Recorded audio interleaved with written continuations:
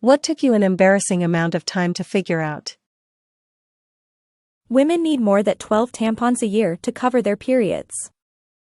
Obviously they need 13. You forgot about leap period. When I was a kid, I thought that Martha's Vineyard was Martha Stewart's home and celebrities were always going there because she likes to throw parties. I was maybe in my 20s before I found out that wasn't true. How ring binders work.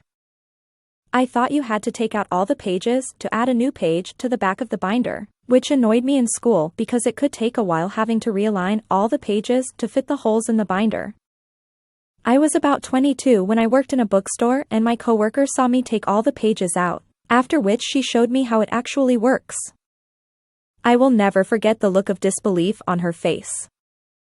I'm dying that you got to 22 before you realized this.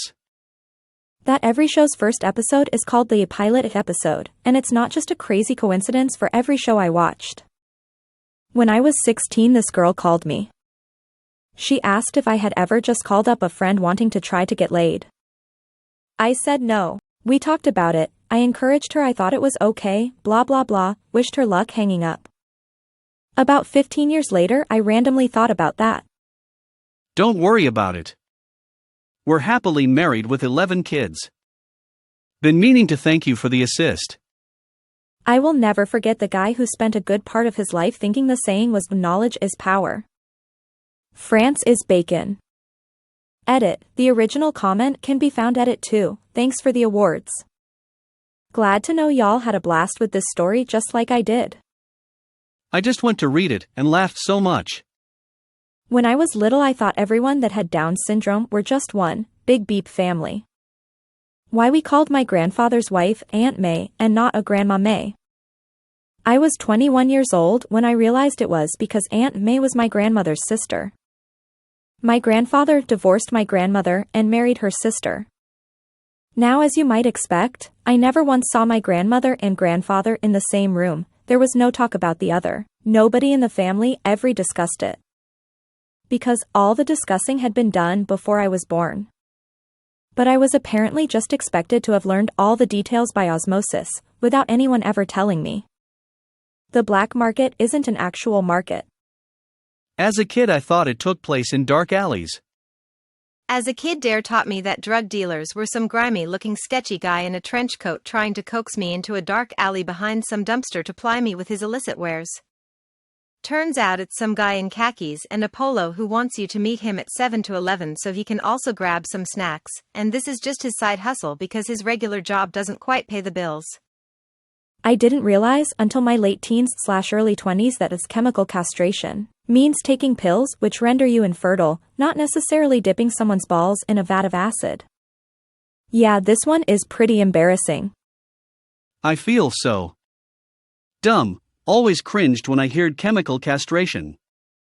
I will sleep well tonight, knowing the truth. I was like 17 before I realized I didn't have to get in the shower and then turn on the water and get blasted with cold water. I can turn it on before I get in and just wait a second. I was probably 20 or so when I realized that cold water in a home is not free. I grew up thinking somehow that you only had to pay for hot water. That I wasn't, in fact, the family member that best washes the dishes. Yes, I'm the youngest.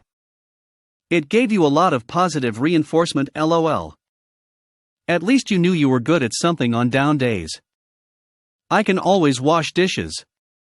When I was like 5, my dad would constantly make the following joke. He'd put his hand on my head and squeeze lightly a couple times while saying, "I'm a brain sucker." What am I doing? After a quick pause, he'd follow up with the punchline, "Starving." But he always stretched out the pronunciation for the word, so it sounded to me like star.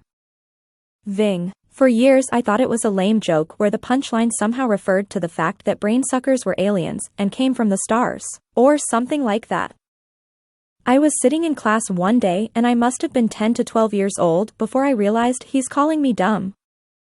The joke is that I don't have a brain, so the brain sucker is starving. I was at least smart enough to never tell him this, because I'd never live it down if he knew it took me 5 years to figure out the joke. If I were the dad, I would want to know that I was right. My French press. I owned one 9 months before I realized the coffee grounds go under the plunger and not on top of it. I was always so annoyed having to clean the top of the plunger after lowering the coffee into the water. My girlfriend stared at me like I was the stupidest person she'd ever met trying to formulate how to politely fix this. How did you keep the grounds out of your mug of coffee? You pull up and dump in the trash. Minimal grinds. When I was younger, I had no idea that New York and Newark were two different places. I kept thinking people saying Newark were trying to say New York, but had a speech impediment or accent, or just didn't know how to pronounce it. It's particularly confusing when you're on a train that stops in both Newark and New York, and the employee you ask has a heavy foreign accent. Wait, are you saying the next stop is Newark or New York? So when I was a kid, I saw this rerun of a prank that the BBC pulled off in the late 50s. It was basically a hoax broadcast they did for April Fool's Day, in which it showed old footage of people picking spaghetti out of trees. Seriously. For some reason it just never clicked. I spent most of my childhood and my teen years believing it. And I had just never happened upon the subject. I was 19 years old when I found out that spaghetti doesn't grow on trees. You weren't the only one. Apparently that prank was extremely successful in its original run, and the BBC had a barrage of callers wanting to know where they could get these cool spaghetti trees from. The best bit was the BBC primed the people on the phones to tell callers to stick a piece of spaghetti into an opened can of tomatoes and hope for the best. That the saying is nip it in the bud, not but. Horticulture, BB. That my childhood hamster did not, in fact, run away. Dude, when I was a kid my parents told us our turtle ran away, and I believe it until like high school. When I was 8 or 9 I was working on my archery skills. I missed the target plus my arrow went straight through a rabbit.